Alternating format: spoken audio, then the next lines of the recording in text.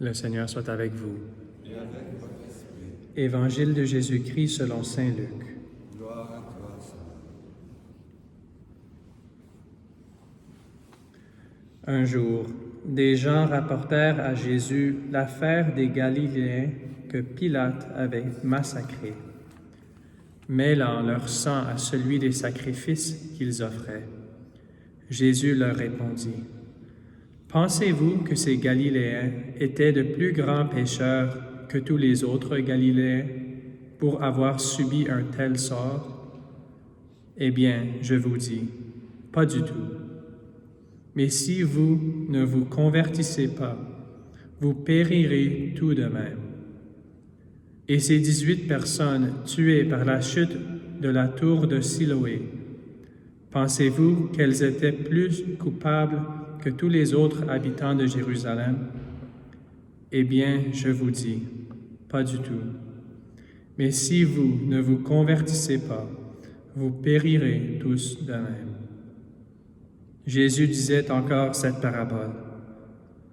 Quelqu'un avait un figuier planté dans sa vigne. Il vint chercher du fruit sur ce figuier et n'en trouva pas. Il dit alors à son vigneron: Voilà 3 ans que je viens chercher du fruit sur ce figuier, et je n'en trouve pas. Coupe-le. À quoi bon le laisser épuiser le sol? Mais le vigneron lui répondit: Maître, laisse-le encore cette année, le temps que je bêche autour, pour y mettre du fumier. Peut-être donnera-t-il du fruit à l'avenir. Sinon, tu le couperas. Acclamons la parole de Dieu. Louange à toi, Seigneur Jésus.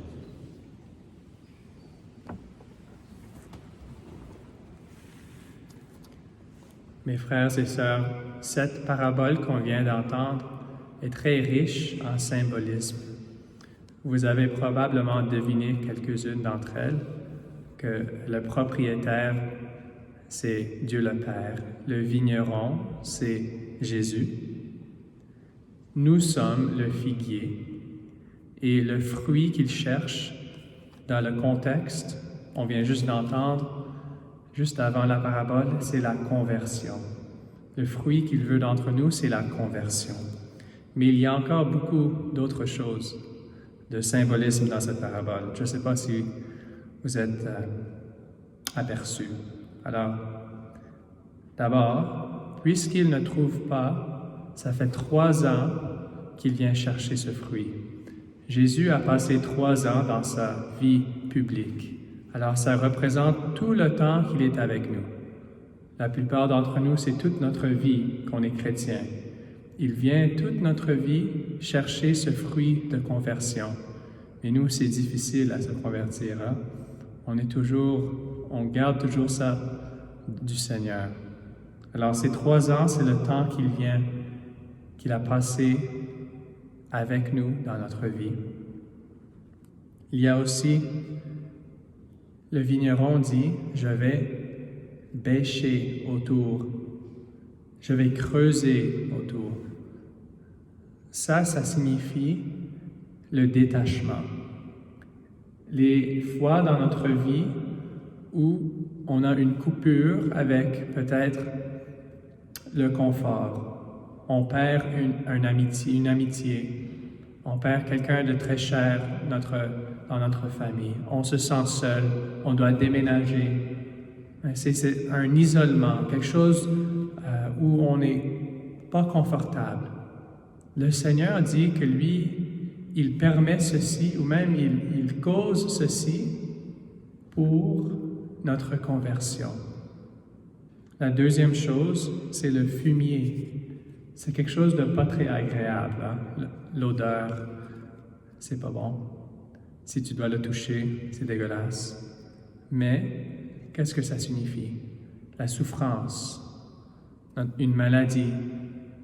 Peut-être on est rejeté, peut-être on perd quelque chose, un emploi, une souffrance à la surface qui n'est pas agréable, mais on sait que le fumier, ça a beaucoup de nutriments à l'intérieur. Ça peut apporter du bien. Alors, le détachement, un isolement, peut-être qu'on ressent dans nos relations avec les autres, une souffrance, le Seigneur permet ceci pour notre conversion. Le dernier mot, peut-être donnera-t-il du fruit à l'avenir. Ça veut dire que ces choses ne sont pas automatiques dans notre vie. La souffrance, l'isolement, ça ne cause pas automatiquement une conversion. Ça veut dire qu'on a un choix. Est-ce qu'on va laisser passer sans prendre avantage de ses souffrances pour se convertir? Une personne peut se laisser durcir quand il y a une souffrance.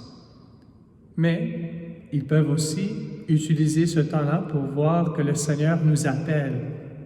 Le fruit qui donne tellement de joie à Dieu, c'est qu'on se tourne vers lui. C'est ça que ça veut dire la conversion, qu'on se tourne vers lui. Alors peut-être on fait beaucoup de bonnes choses dans notre vie, mais on garde des coins de nos cœurs loin de lui. On a peur de s'approcher de lui.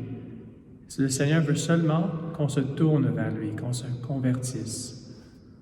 Alors, s'il y a dans votre vie aujourd'hui des souffrances, des détachements, vous vous sentez isolé peut-être de votre famille, ne laissez pas